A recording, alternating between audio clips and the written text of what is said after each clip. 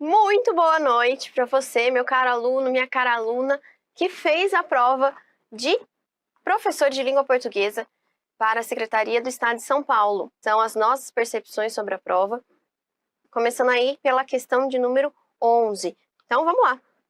A gente tem na questão 11 uma tirinha.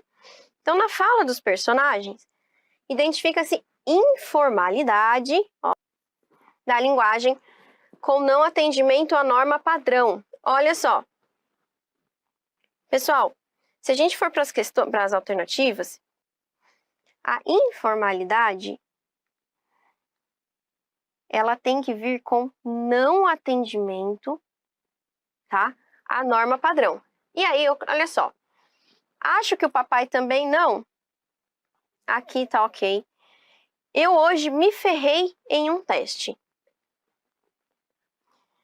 Olha, aqui você tem a linguagem um pouco mais figurativa, mas também tá ok. É uma questão de prioridades, ok. Olha D. Um homem deve fazer aquilo que ele gosta. Pessoal, quem gosta, gosta de algo. Então, um homem deve fazer aquilo de que gosta, né? Então, olha só aqui a letra D e a letra E. Estes dias são únicos, belezinha. Vamos para 12. Né? A questão 12, pessoal, tem um poema do Manuel Bandeira, que inclusive o VUNESP gosta, né, de Manuel Bandeira. Vamos ver o que a gente tem aqui no enunciado.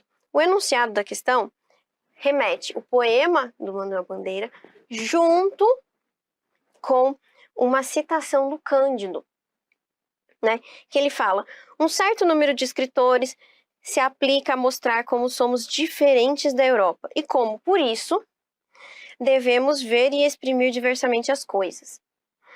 Em todos eles encontramos latente o sentimento de que a expressão livre, principalmente na poesia, é a grande possibilidade que tem para manifestar-se com autenticidade em um país de contrastes, onde tudo se mistura e as formas regulares não correspondem à realidade. Pessoal, percebam que, se a gente olhar para o poema do Manuel Bandeira, o que a gente vê? A gente não vê um poema livre, sem, em termos de estrutura, sem formas fixas. Em relação à linguagem, nós também vemos a liberdade, principalmente quando a gente usa, quando o poeta usa, né, o eu lírico fala de neologismo, certo? Então, se eu olhar aqui para as questões, para as alternativas, o que eu tenho? Eu tenho de cara, pessoal, a letra A. Ó, coerente. O comentário é coerente em relação ao poema. Porque o eu lírico expressa, de fato, a motivação criadora que, para além do neologismo, manifesta-se na própria estrutura do poema, que vem caracterizar uma reação dos poetas modernistas. Perfeito. Manuel Bandeira, um poeta modernista, então, contra, né, vai de frente a todas aquelas estruturas parnasianas, a todas as estruturas ali já cristalizadas na escola literária anterior. Então aí, perfeito. Questão 13. Vamos lá. Na questão 13, pessoal, a gente tem um texto comparando os seus dois textos. Então eu tenho o BNCC e o PCN. Conclui-se que ambos defendem que as práticas de linguagem na escola. A gente tem o seguinte, pessoal. Essas práticas visam contribuir para o desenvolvimento linguístico pleno do aluno, obtido com atividades regulares de memorização? Não. Precisam centrar-se em conteúdos que devem fazer parte do cotidiano comunicativo legal, criando-se a complexidade do ensino em função do conhecimento gramatical? Não. Função da linguagem, pessoal, função da linguagem. Podem estabelecer-se em sintonia com o trabalho sistemático com a matéria gramatical, sobretudo quando se priorizam atividades metalinguísticas? Não, né, pessoal? Metalinguística não.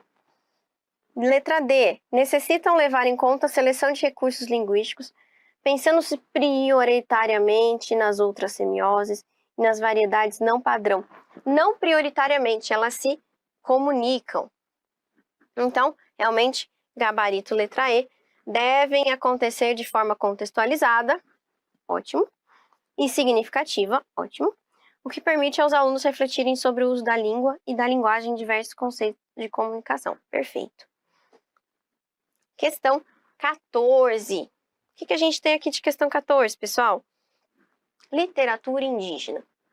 O que a gente tem que lembrar? A gente tem que lembrar que precisamos, né, juntar a literatura indígena está presente, ela precisa estar presente como uma forma de identidade e como uma forma de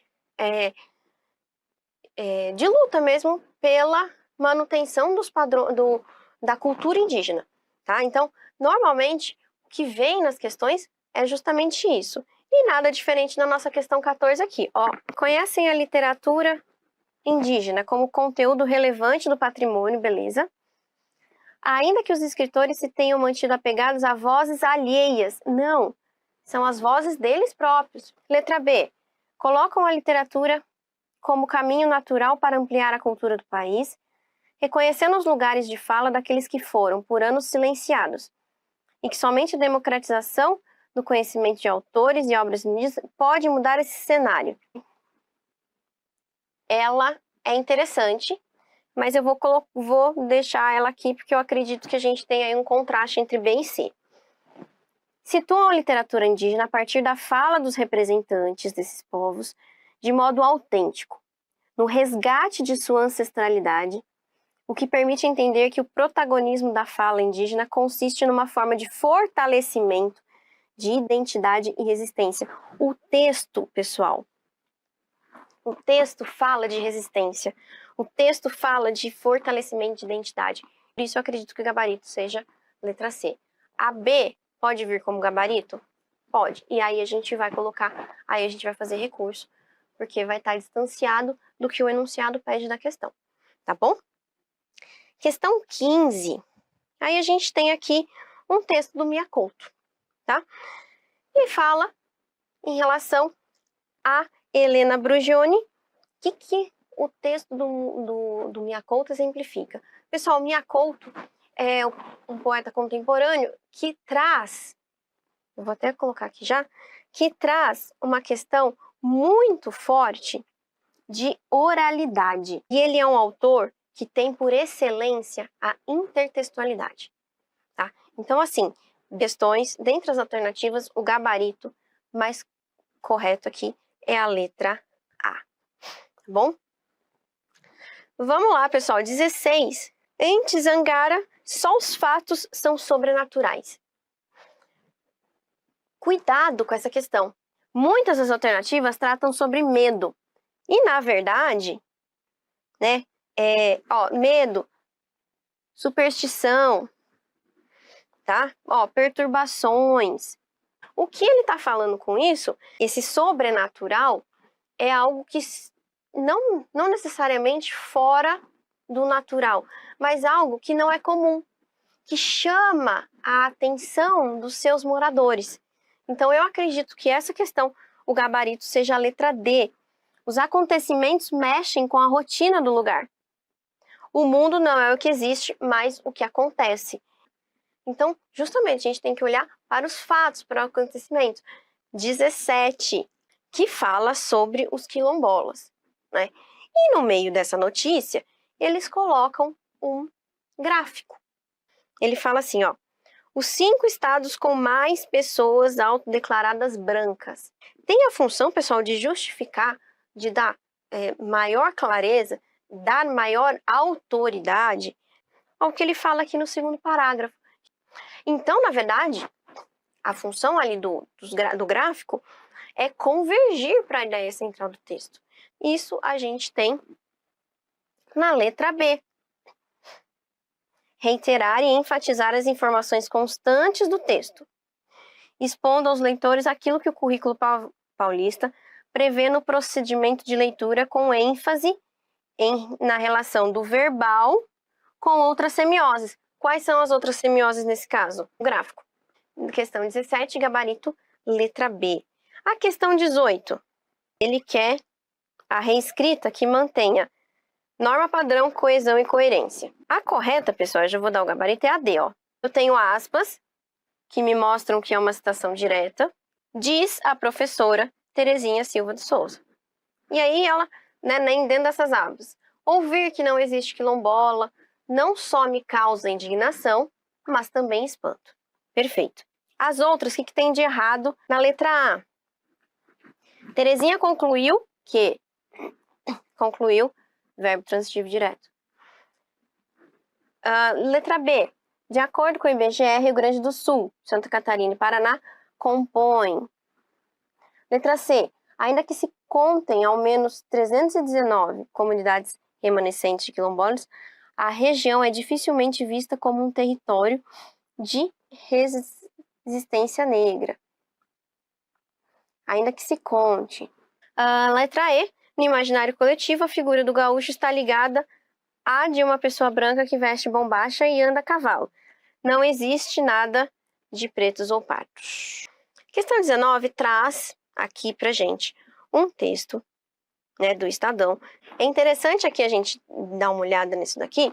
Se a gente for para o primeiro e para o último parágrafo, a gente vê que no primeiro parágrafo a gente tem as citações de autoridade, os argumentos de autoridade que falam aqui sobre a saúde mental dos menores.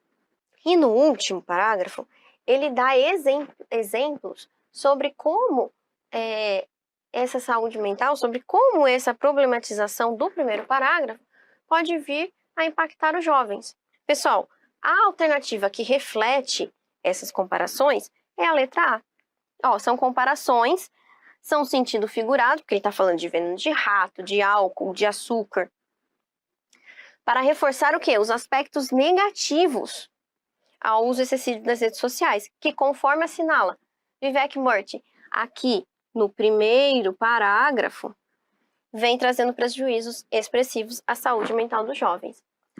Vamos seguindo e vamos para a questão 20.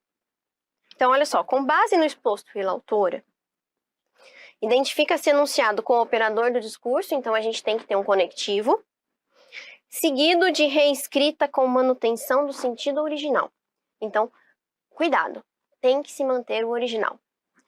Pessoal, dentre todas as alternativas, só tem uma que mantém o sentido original, que é a alternativa D. É a troca do mas pelo todavia. Questão 21. Aqui a gente tem sobre retextualização. A gente tem um texto oral que foi retextualizado para um texto escrito. O texto oral, ele é um texto mais fragmentário. Se vocês olharem, né, é como se a pessoa estivesse criando realmente a sequência lógica enquanto ela fala. Ao contrário do segundo, que é um texto escrito. Então, pessoal, gabarito da 21, letra I.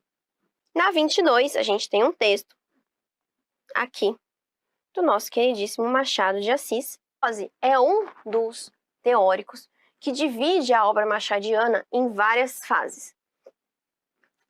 Memórias Póstumas de Brás Cubas é caracterizada pelo Bose como essencialmente realista. Então esse é o primeiro ponto, essencialmente realista. E o segundo é a obra que inicia a fase de maior maturidade do escritor. Pessoal, pensando nessas duas características, a gente não tem como deixar de lado a letra C como nosso gabarito. Então é a fase da maturidade. Ele não se atém à idealização, ou seja, ele está fugindo do romantismo e trabalhando as possibilidades narrativas, adentrando o realismo. E aí, a gente tem a 23. Identifica-se um corte digressivo, pontuado de ironia. Ou seja, primeiro a gente tem que achar um corte na narrativa, e esse corte tem que nos remeter à ironia. Pessoal, olha a letra D. Um e fiel amigo. A gente parte do pressuposto que é um amigo que está ali em todas as horas, nas horas mais difíceis, né? Bom e fiel, certo? E aí, ele faz essa quebra. Ele faz essa quebra por quê? Não me arrependo das 20 apólices que lhe deixei. Então, uma ironia aí construída a partir de uma digressão. Vamos para 24, pessoal? E ele fala assim, ó. No texto de Machado de Assis, uma passagem em que o narrador recorre ao diálogo intertextual com o fito de justificar e enaltecer o seu relato. A única que enaltece o relato é justamente a B. Por quê? Moisés também contou a sua morte. Não sou só eu que estou fazendo, não. Moisés contou. Não a pôs no introito, mas no cabo. Diferença radical entre este livro e o Pentateuco. Gabarito, letra B. Questão 25. Traz a nossa queridíssima Marilina de Moura Neves, que trata sobre a gramática. Estudar gramática é refletir sobre o uso linguístico, sobre o exercício da linguagem. Então, se a gente olhar, né, se a gente aplicar esse conceito ao texto de Machado de Assis, a gente vai achar aqui a letra C. Peneirava uma chuvinha miúda, triste, constante, tão triste. Ó, o diminutivo, chuvinha. Repetição, triste, triste. Inversão dos termos. A chuvinha miúda, triste, constante. Ela faz o quê? Ela reforça a melancolia do momento, tá bom? Então, 25, gabarito letra C. Vamos para 26. Lembra que Bakhtin fala sobre os gêneros do discurso, a função da linguagem em relação aos gêneros. Então, o que a gente tem aqui? A melhor alternativa realmente, pessoal, que a gente tem é a alternativa A. Por quê? Porque Bakhtin reconhece que todas as esferas de comunicação estão relacionadas ao uso da língua como prática social e aí se manifestando nos diferentes gêneros do discurso. 27, a gente tinha uma tirinha que aí fazia um trocadilho, um jogo com o nome, né, do inseto louva-a-Deus e com o sentido louva-a-Deus, digamos, com o hífen, que é o nome do inseto, e sem o hífen, que se torna uma frase, tá? E aí, a questão pergunta, né? Com base nesses apontamentos do autor, identifica-se que a multiplicidade cultural na tira se organiza como, pessoal? Se organiza a partir da ambiguidade do nome do inseto, explorada por um jogo de palavras. Exatamente isso. Então, a gente tem aí a ambiguidade criada em cima do nome do inseto. Questão 28. A gente tem o quê? A gente tem o texto do Almeida Garré. E a gente traz aqui uma contextualização sobre a linguagem. O único problema dessa questão é, mais uma vez, o enunciado, que ele confunde o aluno para saber exatamente o que ele quer. Uma variação diacrônica que nós enxergamos nessa questão é a que se encontra na letra E. Esse há de ser belo, como deve ser belo, tá? Então, a letra E traz essa variação que a gente percebe, então, na linguagem do século XIX, de Almeida Garré, e na nossa linguagem de hoje, século XXI. Questão 29, pessoal. A questão 29, eu vou pedir ajuda para os nossos amigos ali da legislação, porque é uma questão bem específica. E aí a gente vai para a última questão, questão de número 30. Marcos Banho enfatiza a questão do quê? Questão de variação linguística. Olhando para as nossas questões, para as nossas alternativas, pessoal, aqui reflete o texto do Marcos Banho, é a letra C. Está nos parâmetros nacionais de língua portuguesa, que concebem as variações linguísticas como que constitutivas das línguas humanas, razão pela qual os usos sociais da língua devem ser levados em consideração nas práticas de sala de aula. Tá bom, pessoal? Grande beijo Fiquem bem, até mais.